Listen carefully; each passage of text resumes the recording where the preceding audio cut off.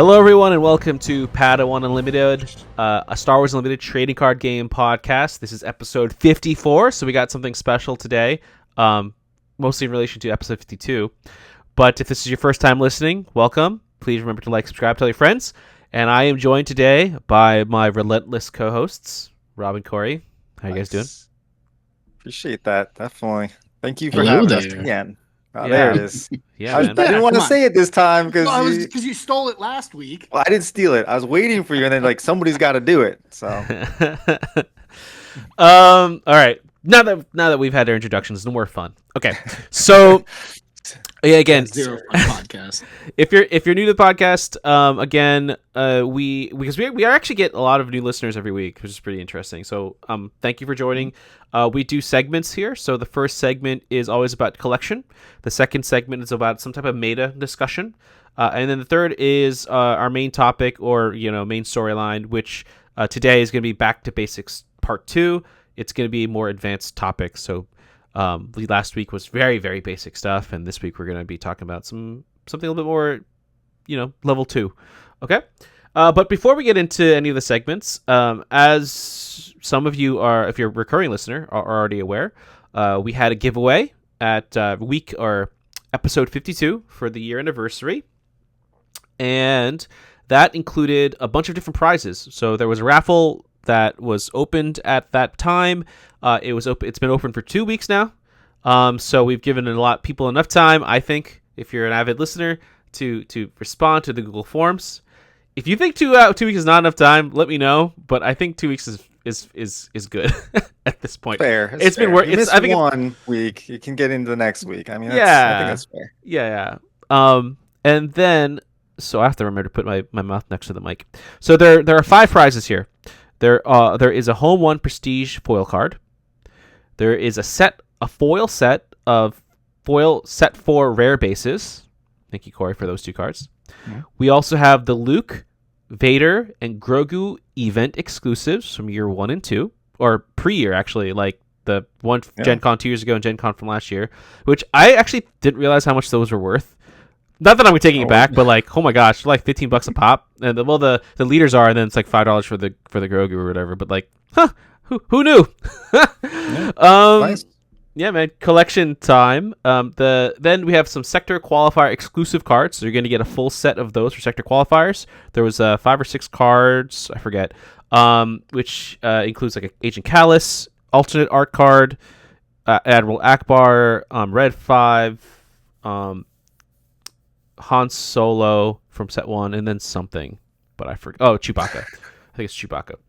I don't know. I forget. But you're getting all of them, so no complaints. and we're paying for shipping, so that's here you go. And then the last one is a regional qualifier, Piet sleeves and deck box. So people were allowed to vote for or raffle for each of these, and we're going to just go do that real quickly. So I got a random generator here on my computer. So the first winner. What are we raffling off first? For the for the Home 1 Prestige foil card, the winner is Joe Corona at Nice. Gmail. So Congrats, Joe. yeah, congratulations. Coming your way. Yeah. That's awesome. Congratulations on winning that. We will send it to you relatively soon. I just need to, it's late at night. I can't send it now, all right, so the next one is going to be the set 4 foil rare bases. Let's see what we got here. Let's generate.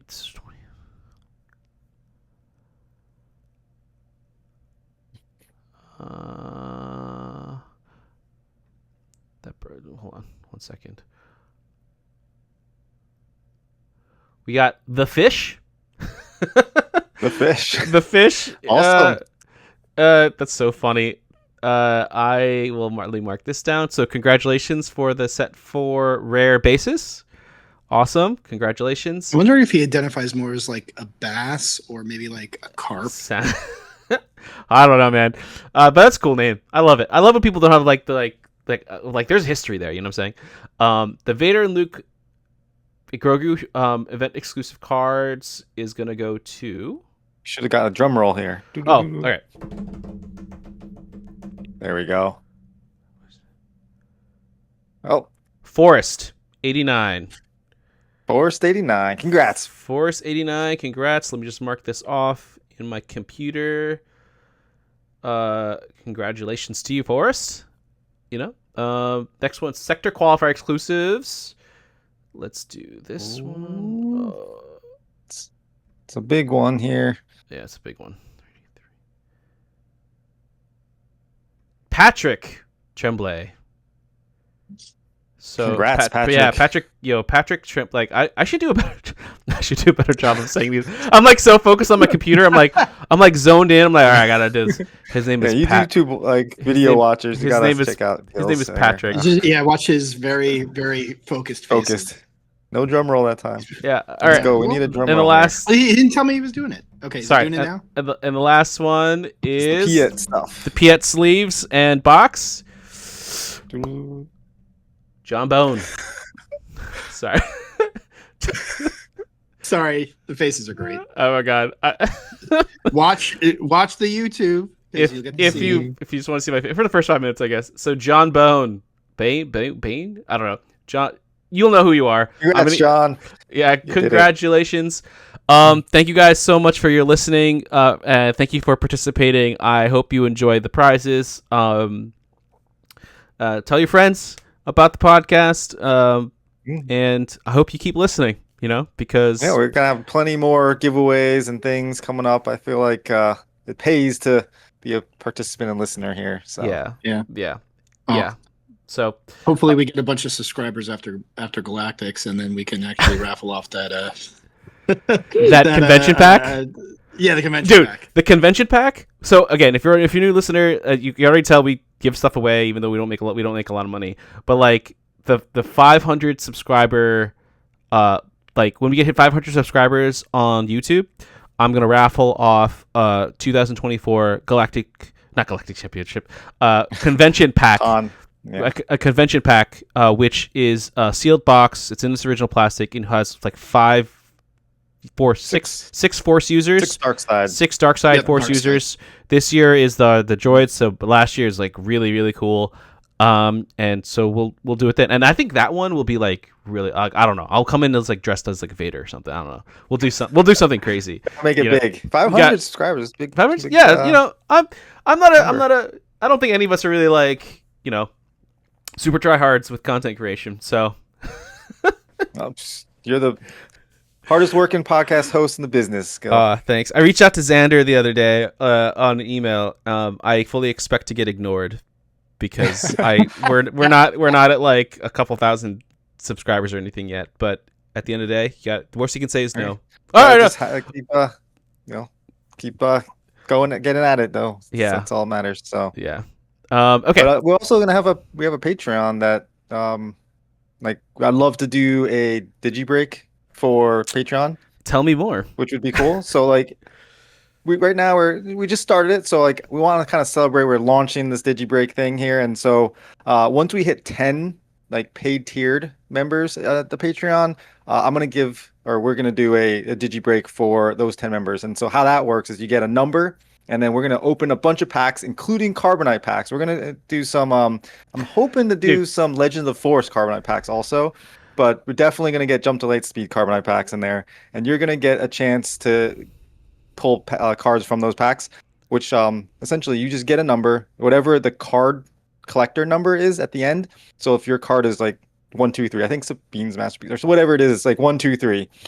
You're going to, if you're in the 3 slot, you get that card. That's so sick. Like, it's just a lot of fun, and we'll do a recording for it, and we'll post it up for you guys so you can watch and see what numbers you get and what cards you hit, and then we'll send them to you. So, dude, that's for Patreon. When you told me you're gonna break out Carbonite packs, I was like, oh my gosh! Like seriously, I was like, I guess we actually just did a break for we have some paid Patreon supporters, and I just opened some crap. I just opened a box, and like they each got assigned a pack. So like before I even opened them, so someone pulled the Vader. Congrats, Ian. By the way, dude, that's awesome. So amazing. That's pretty cool. But check that out. Hopefully, we can get to 10 quickly.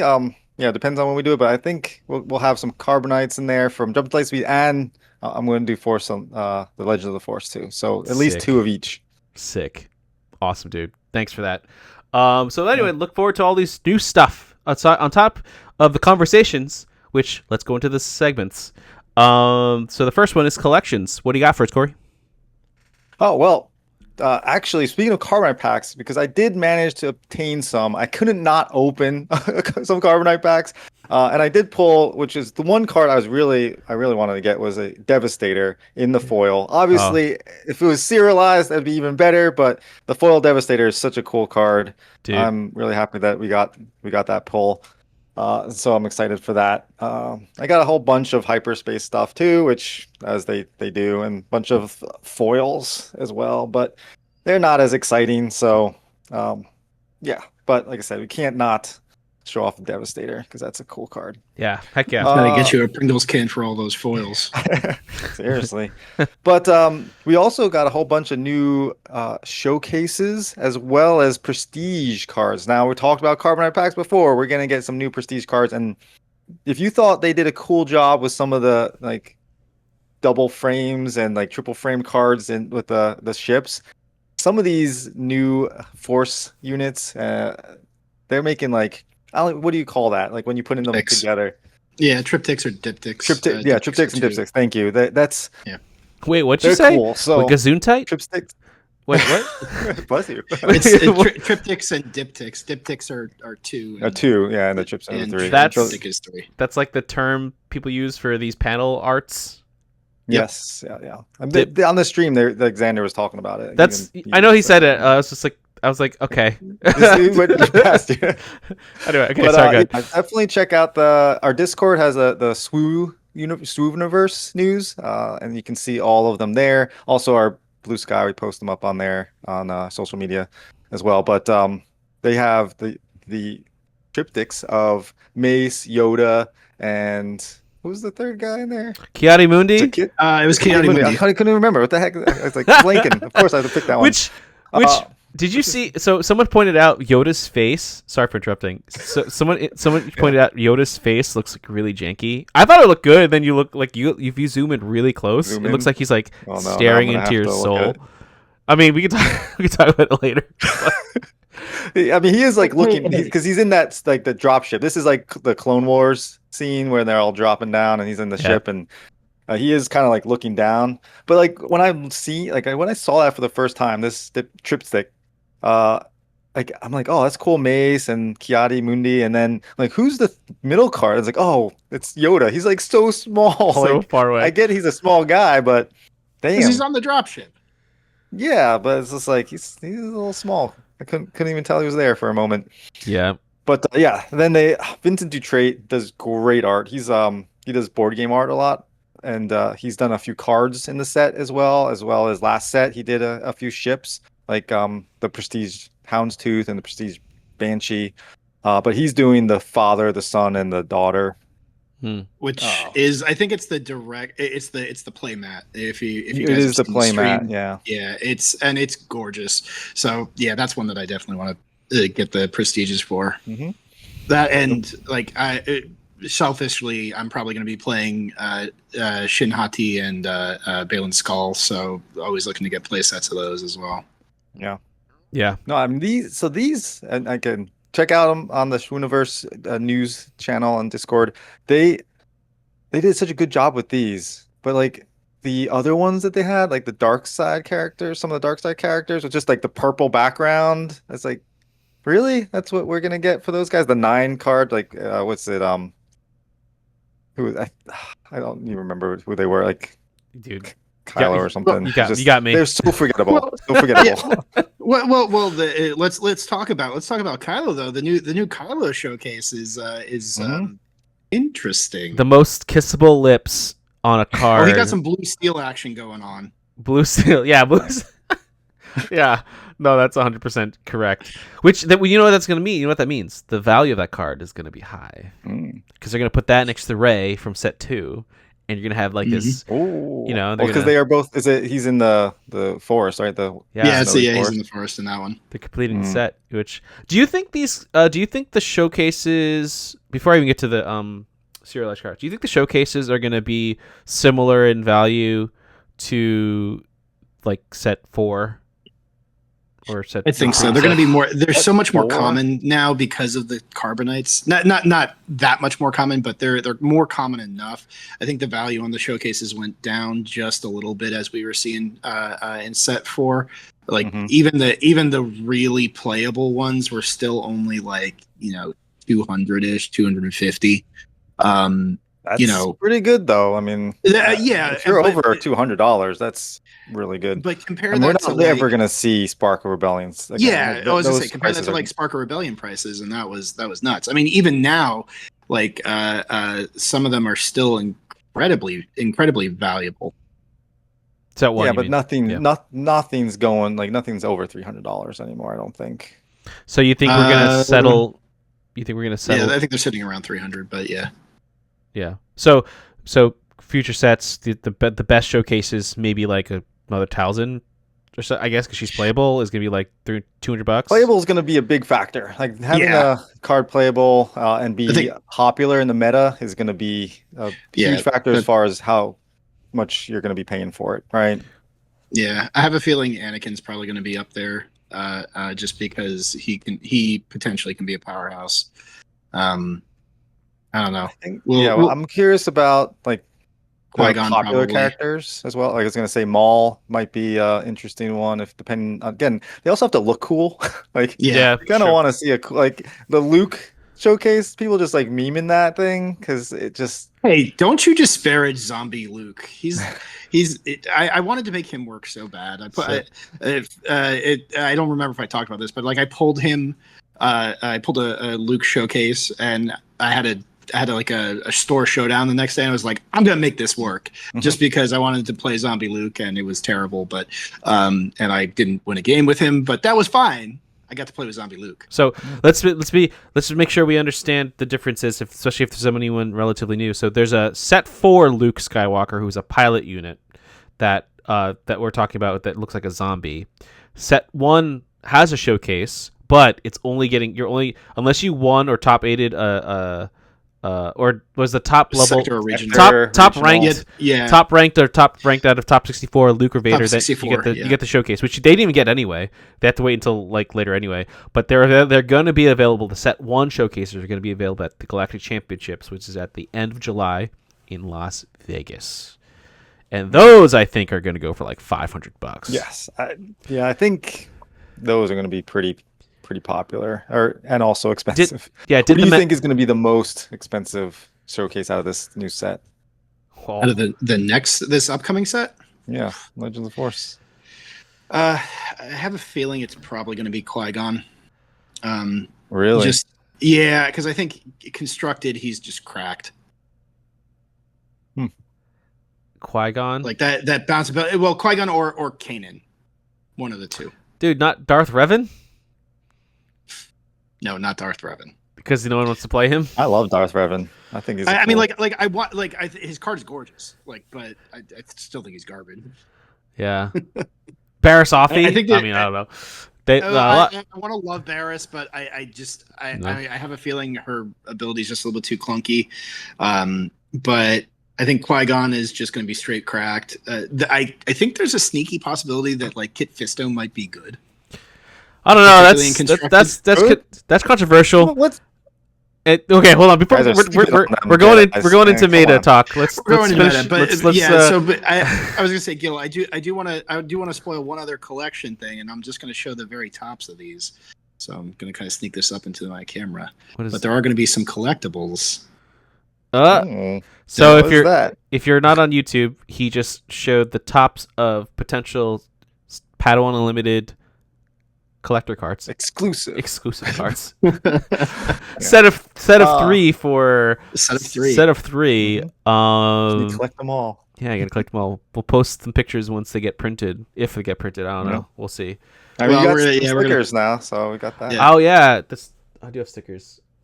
You should, we have to have a Padawan Unlimited like collecting like thing where like if you get a sticker, you have some of the original sleeves. I don't know the cards. It's like all these collectible items. I don't know. Show us what you got. Show us what you got. I don't actually the stickers Show are us your swag. in another room. I don't want to leave the podcast. Okay. Well, I think real quick, I think Obi-Wan might be a sneaky, pricey one, and then I think Maul, just because he's so popular as a character, is going to be up there as well. Yeah. Even though his other one was not good, this is original Maul. Yeah. Oh yeah. With the thing, the double blade. It's the promo, or not the promo, the teaser trailer from Phantom Duel of Menace Fates, pose, Duel of Fates pose. Yeah. Wow. Well, but like I don't know what the showcase But that's is like yet. but like that's the regular art. So like we haven't even seen. Have we seen the showcase for No, for that's this what I'm saying. Maul? We haven't seen it. No. Yeah. It's gotta be I'm cracked. thinking that like that Oh. for collection and investment purposes, if you get a Mother Talzin right away, sell it right away, because everyone's on that car, everyone's on that leader right now, doing all the testing and stuff, and it's gonna have a big splash, you know. And the first major tournament, like there's not gonna be any major tournaments really, like, until Galactics. until Galactics, you know, that are like officially sanctioned and that like they're like a planetary qualifier or something, you know, like not gonna happen until Galactics. And then if it does well in Galactics, Gen Con's then the week after. So and they're doing special events there. So I think Mother Talzin's going to be the one you want to get and sell like immediately, for your collection. Okay. All right. So any last thoughts? Speaking of leaders, Yeah. Speaking of leaders, let's move on to meta discussion. For this segment, I think we'll talk about draft leaders for set 5, Legends of the Force. Drafting, again, if you're relatively new, is a form of play for Star Wars Unlimited, where you essentially, circulate cards from packs that you open and you rip. I'm not going to go into too much detail. I have actually other episodes for that, so if you look into history, but there's a drafting strategy, and it's a limited card pool, and it's limited leaders. So let's talk about that. Rob, what do you got for us? Yeah. So with this set, I think there's going to be two. Well, it's draft, but I think you also want to think about sealed a little bit, because all of the pre-release events are going to be sealed events. But when it comes to draft events, because you're picking your leaders, you can be a little bit more selective in the cards that you get. Some of the leaders that require specific cards become a little bit more live, whereas in constructed, you really want to kind of focus in on leaders that maybe don't require keywords, because you're just going to, or specific types of cards, because you're just going to get whatever you get out of the packs.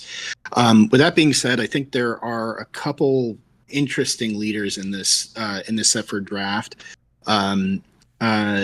I think, as Gil, you've been mentioning, I think Talzin is just going to be strong, kind of all the way around, both in constructed for standard play, and then also in draft, because you'll be able to get enough force units to turn her ability on all the time.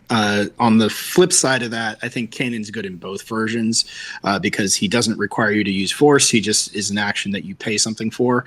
And typically in both sealed and draft, sometimes you're going to be playing off curve, so you'll have that extra resource kind of floating around, and abilities that will cost a resource, like Kanan's ability to shield a creature or specter, will be pretty live, and putting shields on stuff is pretty good when your opponents don't really have a lot of removal options and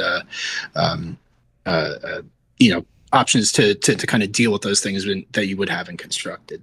So okay. Yep. Yeah. No. So those are two blue leaders that I think are going to be pretty good. Green.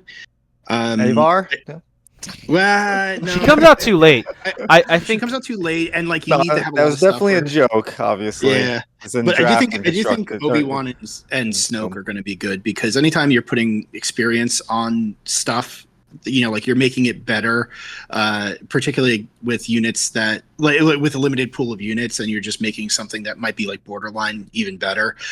Those will be pretty good. So Snoke allows you to add experience to the the highest power thing in your on the field, and Obi is just give an experience token to any unit that doesn't already have an experience so token. before we go into the best of each color, like what do you think is like the overall best? And so here's where I'm coming from, and maybe best two or something. And here's where I come from. When I think of draft, I think, okay, what's going to give me the most combinations? What's gonna allow me to what comes out early enough that I can actually use it? You know what I mean? And what gives me the best like potential like color combinations, right? Because to me, one of I think or combinations keywords.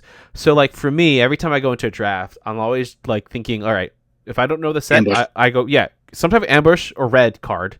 Like I always go aggro first as like a just to test the waters, and then another color I actually like is blue a lot because because you have removal or sentinels primarily. So like. So that's how when I evaluate like that, what gives me options and what gives me like the keywords that I want, because until I get comfortable with drafting. Again, I'm not an advanced drafter. I'll thoroughly admit it.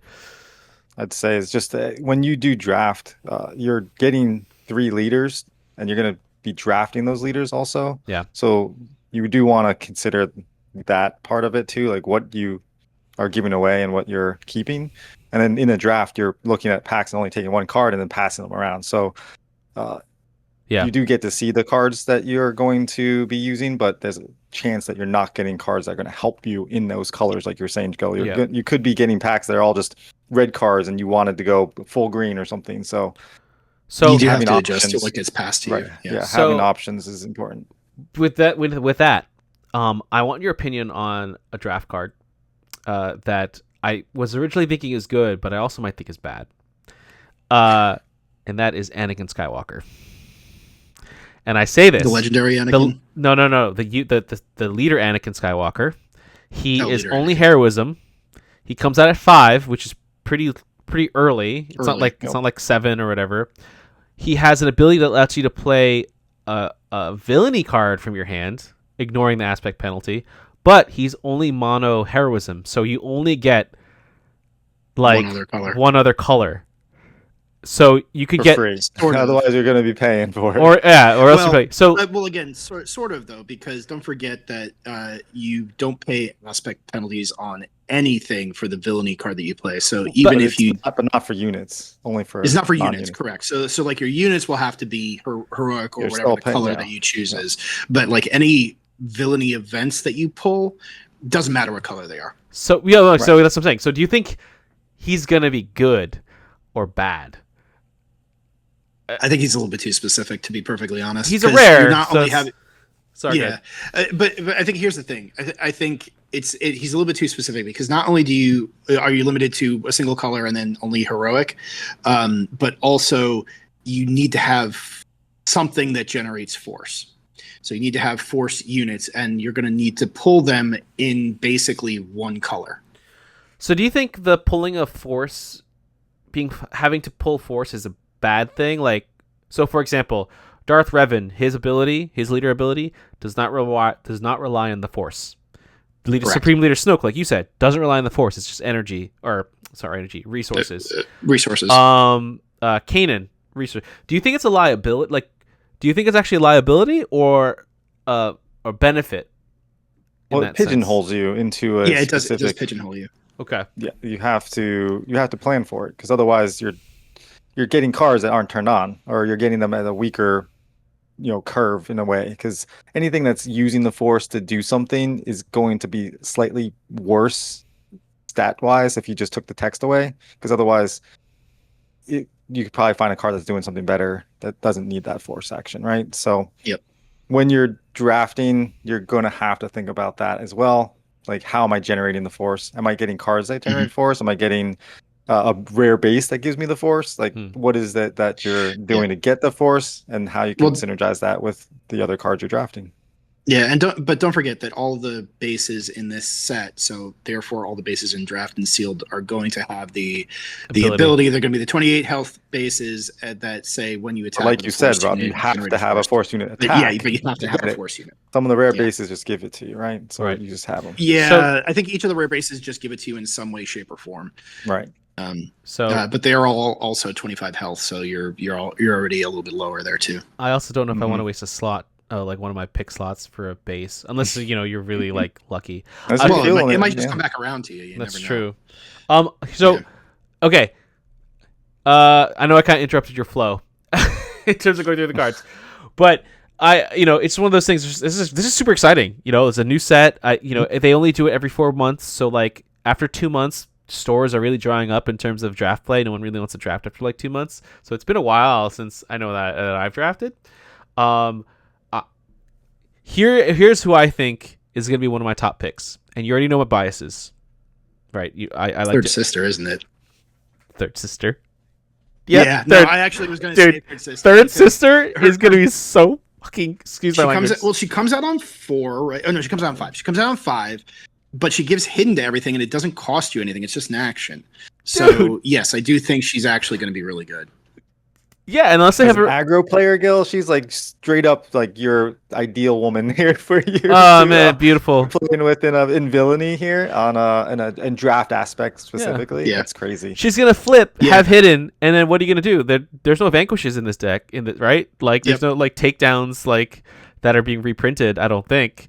So it's like I don't believe there's any straight removal. There's like direct damage, but you can't. There's Shatterpoint. Yeah, there's Shatterpoint. But Shatterpoint's but I mean like Shatterpoint. It's mono blue. Yeah, what are you? I think that's the only one. Okay, so and it's 3 health, and it's 3 health or less if you don't have the force. So she's actually safe from it unless your opponent has the force. Sick, dude. I'm going for her every single time. I'm gonna force the red combination. No, that's messed up. But you know what I mean.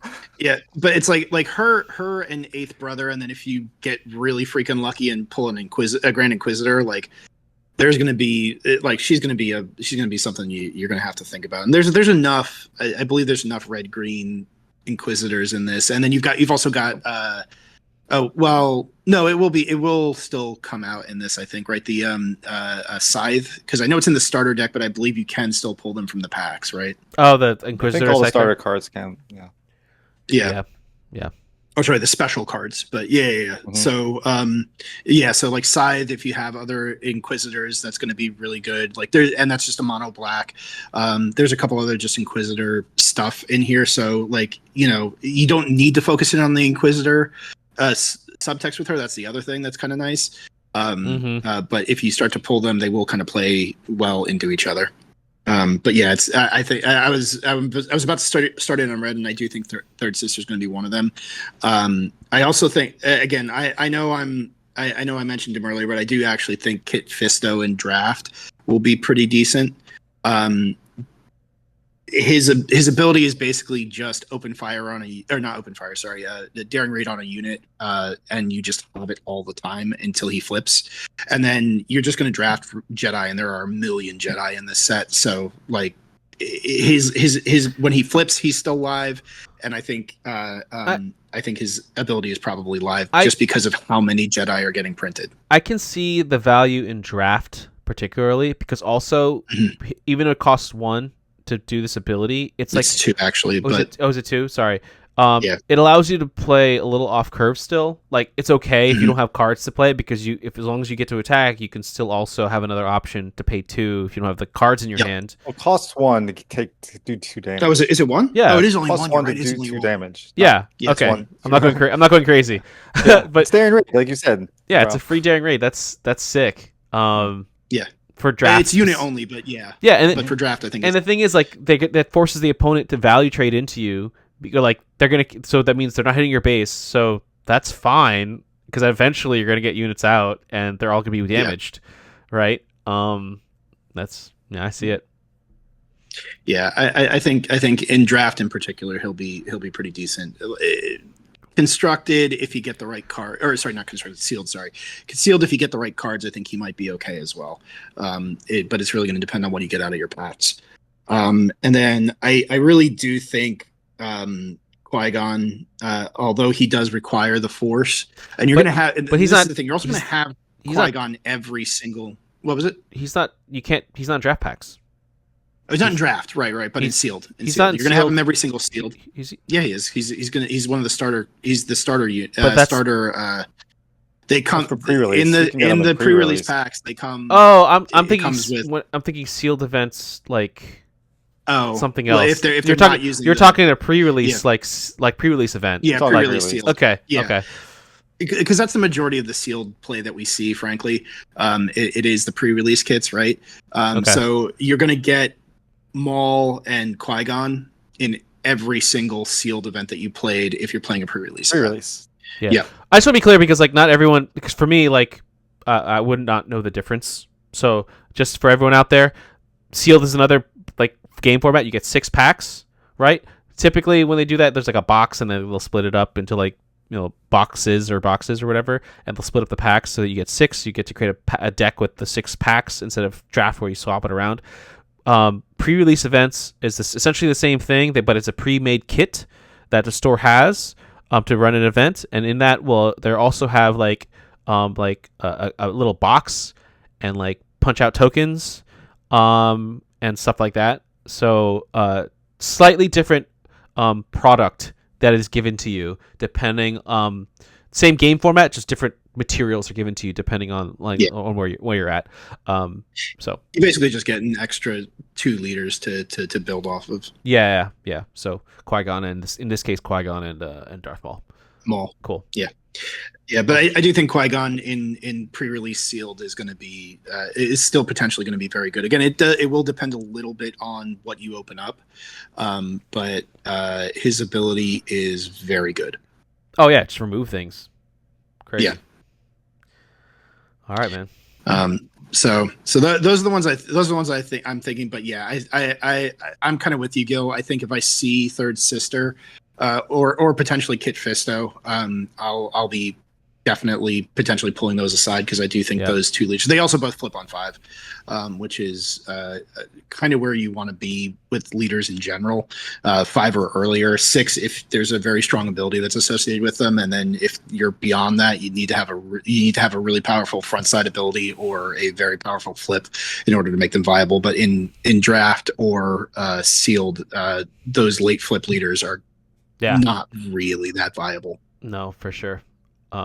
I think that the other 2 leaders that I really like, I don't know if you guys have an opinion on these as well. You haven't really talked about the yellow leaders, but for me, the yellow leader is Cal Kestis. The fact that you just get to exhaust things is really good. It can be powerful. He comes out at 4. Yeah. It's just okay, play around it a little bit. He's a little killable is the only problem. He's a 3/4. Yeah, a little weak in that sense, but the exhaust is what's really good. The exhaust is, but again, it does require that you have Force to do it. So it's like there's a little bit of a sequencing thing. On attack, he also has it. So yeah, he has it on attack when he's flipped. But again, he's a 3/4, so you might get it once. Yeah, or just claim right away, attack the base, and then like exhaust. Or you just start throwing lightsabers on them. Yeah, lightsabers. Yeah. But again, I do think that's going to be draw dependent, and a lot of the lightsabers, if I remember, are rare, right? There might be like an uncommon 1 or 2, but I think the majority of them are rare. You know what's gonna be rare? The lightsaber pack that the top 64 at the Galactic Championships are gonna get, which me and Corey, I think we were talking about that. Like, definitely, we got at least $500 for sure. Dude, I'm telling you, it's gonna be $1,000. It's gonna be. Don't throw anything out there. Don't give people ideas. Yeah, stop that. Stop it. There are 64 of these things in the world, man. No, okay. So let me put perspective. There are well, that's not a good example. Because I was gonna use the top card. There's one ring in the world. I was gonna use the cards for the championship cards for like PQs, the first PQ, because there's only like 50 of them or whatever, and like those are only going for 300, but that's only one card. Versus this is a pack of like 9. So yeah, I guess we're all putting on red. I guess we're just going to go to the roulette table in Las Vegas and putting all red, $500 on red. Just to pay for that pack. Also, you got to find someone who's willing to sell it, and then also true. after, and then so you have to like hawk them down. Dude, Gil, what are you talking about? We're the ones that people are going to ask for them because we already have them because we made top 64. That's what's going to happen. You guys are gonna be top 64. I'm gonna be 60 playing a Nintendo 64 in the hotel room while you guys are out there like playing the tournament. Some GoldenEye action going on. Oh my god, GoldenEye! What a great card game. I will say, all right. So for me, you guys talked about a couple. I want to mention Obi-Wan as a draft leader. I think is going to be crazy in draft, just crazy because you're always going to have a unit that doesn't have experience. So you're going to have something to put experience on. And when you put experience on a unit, you're making them tougher, right? You're now changing the curve of that unit. And it's kind of like cheating out something, right?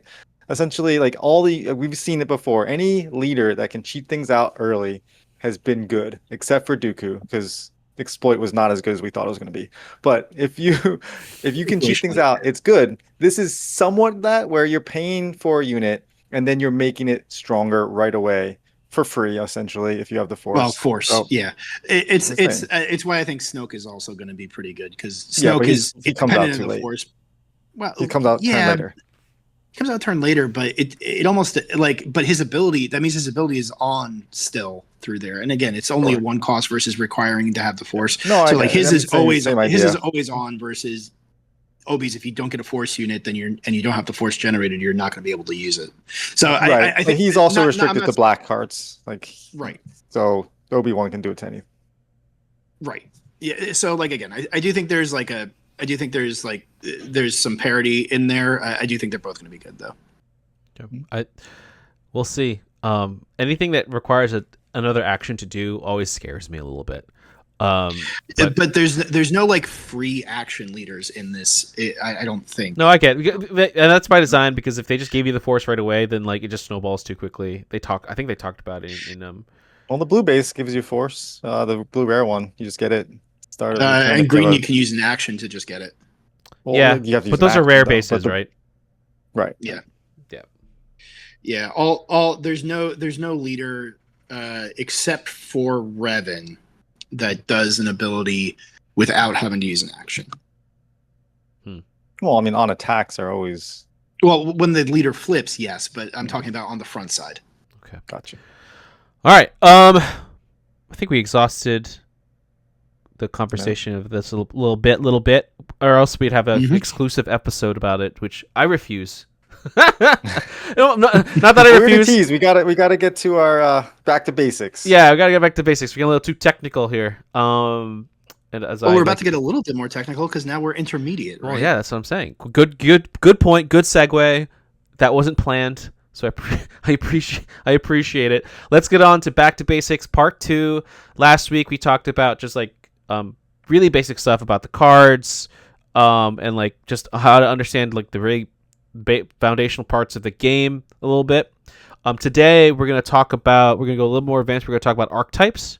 We're going to talk about the kind of leaders that exemplify these archetypes, right? And this is a little fluid because the game is still relatively new, so it's not like I think other TCGs have like, no, this is definitively blah blah blah blah blah. These are the cards, but like little like blending, it's a little gray. It's not like all absolute like the Sith here.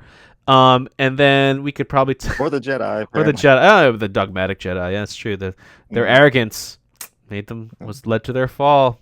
Did you know? Did you know there's like absolutes? Yeah. Did you know there's like I think the new canon, I don't know if it's old canon, but like the new canon, like the Jedi Temple is built on like a Sith like power source, like burial ground. Yeah, like it was like actually one of the reasons why things were so clouded for them was because they were literally on top of like Coruscant. On Coruscant, they were literally on like on a dark side like site, and they never realized it, or they forgot about it. So like, well, it's also why Sidious couldn't find Yoda on Dagobah because he was next to the like, the Force shielded. Was basically cloaking him. Yeah, it works both ways. Okay, and then we can talk about some keywords probably because I think talking about those mechanics about keywords is also something that's very important. Because even sometimes I forget how things work, like especially when it comes to Sentinel. It'll cost you matches. It'll cost you some games. That's for sure. Okay, so I don't know who wants to start, but I guess I'll go first, unless one of you guys want to go first. You got it, Gil. So for me, let's go with the basic. Start with aggro. aggressive like type of style of deck and play style. What aggro means is that you are always trying to just hit the base and reduce it as fast as possible, as quickly as possible, with the most efficiency, with the most as efficient as possible. Not many times. This is one of those decks where you're not really interacting with your opponent on the board. You're just trying to do this one thing really well, really hard, really fast. And a deck that really exemplifies this, that's been around since the beginning, is Sabine Wren Leader ECL. Still does it well.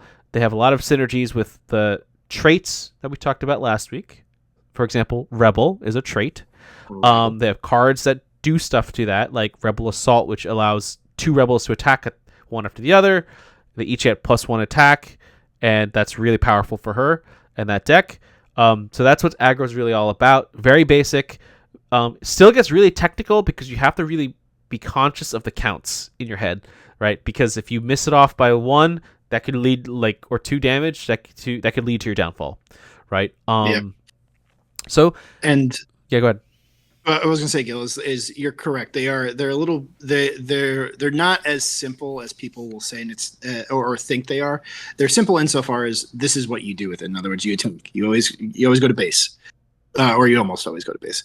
But where the technical side of it, and very good Sabine players will kind of beat you no matter what, or not no matter what, but 9 times out of 10, is it has to do with what you're resourcing and what you're playing and when, and knowing when to hold things and when to play things and when not to play things. Sequencing is very important. There's a lot of little technical details that at first glance you're going to be like, oh, I just play a unit and then I attack. Well, yes, but there's more to it than just that. Yeah. So that's it. Let's start there. Do you guys want to talk about any of the other archetypes? I can do our C archetype. What's that? I guess is mid-range or B archetype then? Oh my god. Yeah, let's talk about it. So mid-range. What is mid-range? It is a deck that drops larger units that will go a little bit longer. One of the things we didn't kind of talk about with aggro is that typically aggro decks want to be done by turn 6 at the latest. Mid-range decks are decks that can go a little bit longer. They're dropping larger units, more resilient units. And oftentimes they're seen as a counter to aggro, because you're playing units at a similar cost that will survive an attack or attacking into an aggro-based unit. And then you still have a unit left on the board to continue to attack their base with. So you're positively trading into their smaller or more fragile units, and then getting more value out of the units that are left. Another way to say that would be you're always trying to focus on value trades, right? Value trades where you are always ahead when it comes to it in terms of damage, card advantage, whatever that might be. Mid-range is trying to optimize that. And I think that the other thing is that, like you said, it's in the name, mid-range. So I don't know if there's what the exact definition of mid-range for Star Wars Unlimited is. I usually think of it as in turn 6 or 6 resources to 10 or 11 is where I think where mid-range is. You're trying to win by that point. If you're not if you want to be closing out by 10. Yeah, you're trying to get to 6, closing out by 10 or 11. That's it, because then it gets really hard after that. I don't know if you guys have a different opinion on that, or if there's an official thing, but that sounds about right to me, right? I don't think there's anything official, but that's absolutely where you want to be, because you need to survive those aggro decks, like you were saying. If you're losing by turn 6, then you gotta switch it up, because that you're not mid-range anymore. But if you can get from turn 6 to turn 10, 11, or not turn, but resource, then you're in a good spot, because you're going to have units that are going to cost that amount, whereas those aggro decks usually cap out their unit costs at 6 or 7 at the most. So they're going to the majority of them are frankly probably 3 cost, 2 to 3 cost. Well, the majority, right? I'm saying that's the top end of if you have 3 cards in your deck that might cost 6, right? So as an aggro player, and as a mid-range player, you may have cards that cost 10. Yeah. And as far as control goes, I can talk about control Yeah, man. because It's Palpatine was one of RC. my favorite. Hey, Was yeah, my oh, he's a favorite good leader one. in set one. I love him still. I wish could play him more regularly, but Until Palpatine was Sabine one of the dies. latest flipping units. So he was absolutely trying to be a control unit leader because you're not getting him out if you're dying before he can flip. But basically, what you're doing with control is you're trying to control the board to the point where you are using your base health as a resource. Like your health is not so much as important to where it's gonna like end up being because you have 30, 33, 35 health on your base. You're using that to get to your end game. Once you get to your end game, your win condition, you've won the game. If you can survive to that point. So you're just trying to make sure you're maintaining your position as much as possible in order to get to the units that are or position that's going to finish the game for you. And so Yeah, basically your health is a resource in that sense. Your What? yeah, aggro decks are you're going to keep paying in face, hit in face. You could get up to 27, 28, but then you win the game after that in like yep. 2 turns. So let's. Sorry, Rob. You wanted to say something? I was gonna say there's one other thing to think about with control decks, and oftentimes they will do what's called ramping, which is getting resources outside of the standard curve. So normally at the beginning of the of your turn, during the well, it's actually not the beginning of your turn; it's actually the end. During the what is it? It's the heck is the name of the phase? It's the third phase. I can't even remember now. Regroup.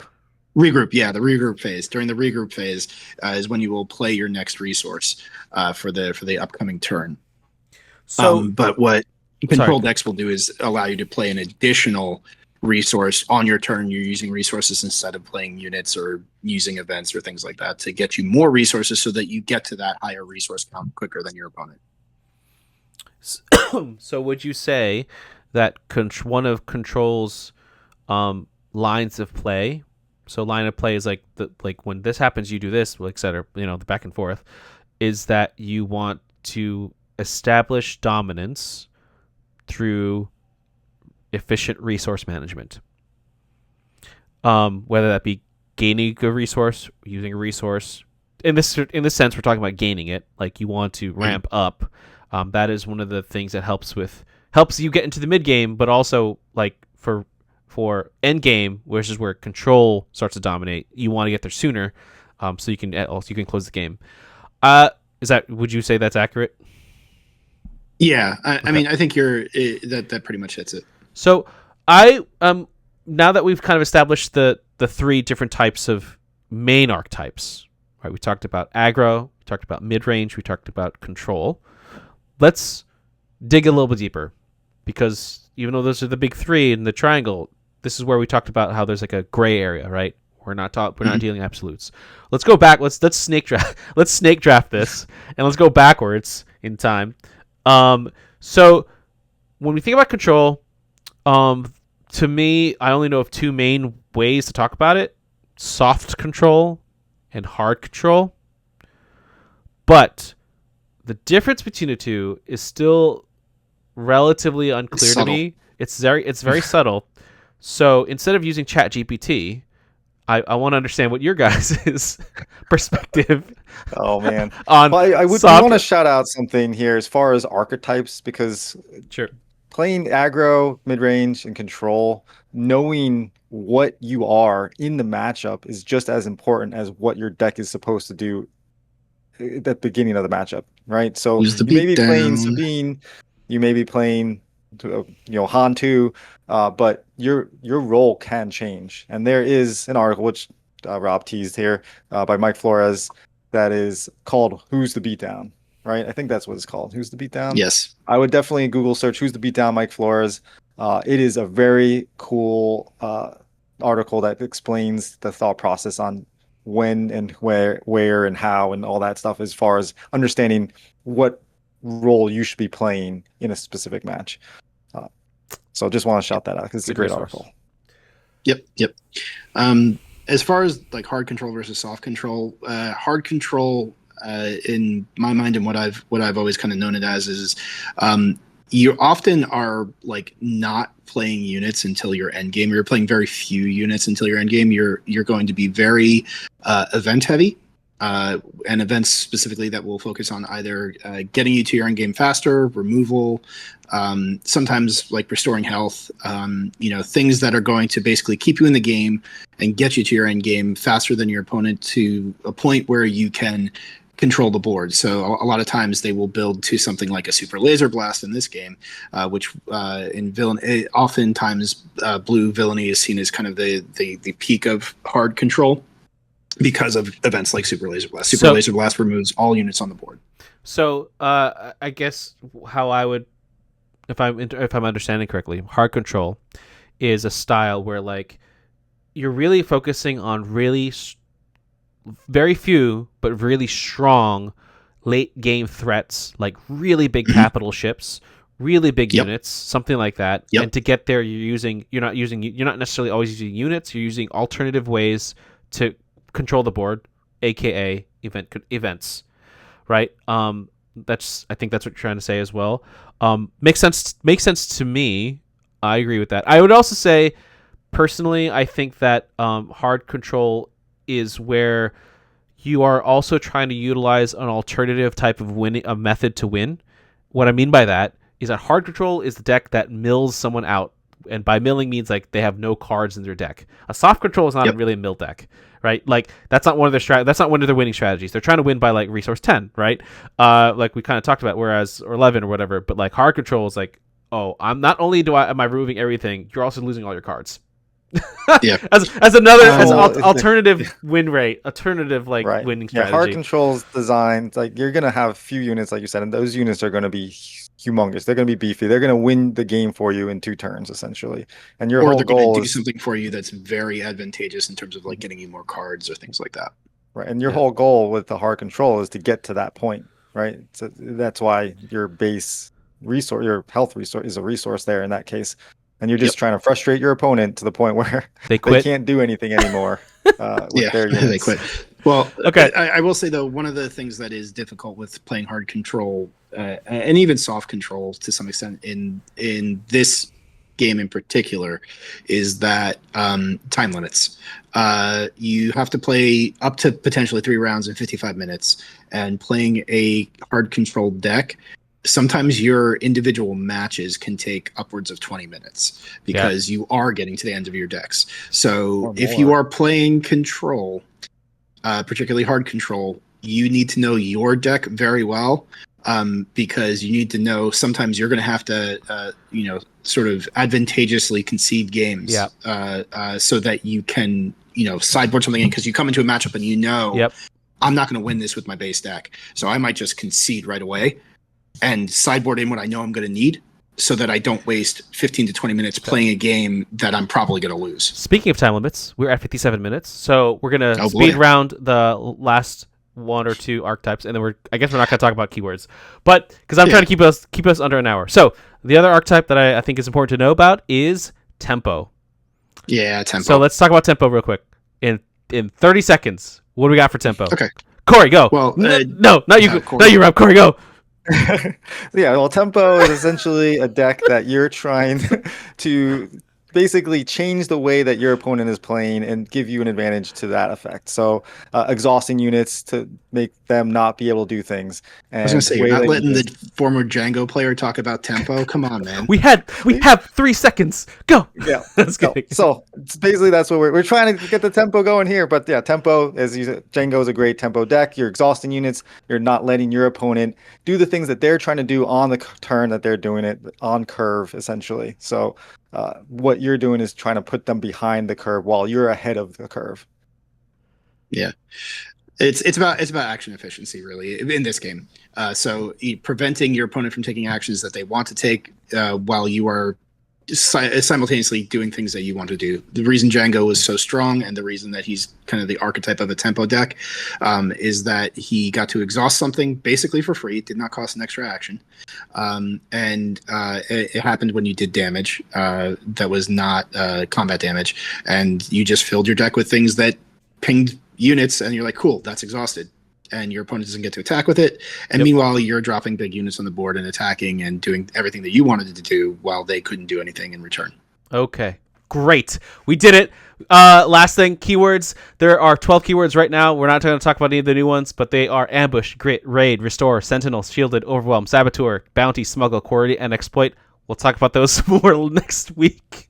What do you guys think those mean? What do you guys think those mean? I have no idea. We'll talk about them. We'll talk about some lines and stuff, why they matter, what they are, and we'll also add the new stuff in part 3 next Thursday. Go ahead. We got 25 seconds. I was gonna say, well, no, because next week is also the pre-release for Legends of the Force, so we're gonna have a bunch of exciting stuff coming up for that, I'm sure. Oh yeah, let's do it. Okay, cool. Now we can take a break. Okay, thank you guys for your time. I appreciate it. This was a very awesome conversation, I think, as always. And until next time, may the Force be with you.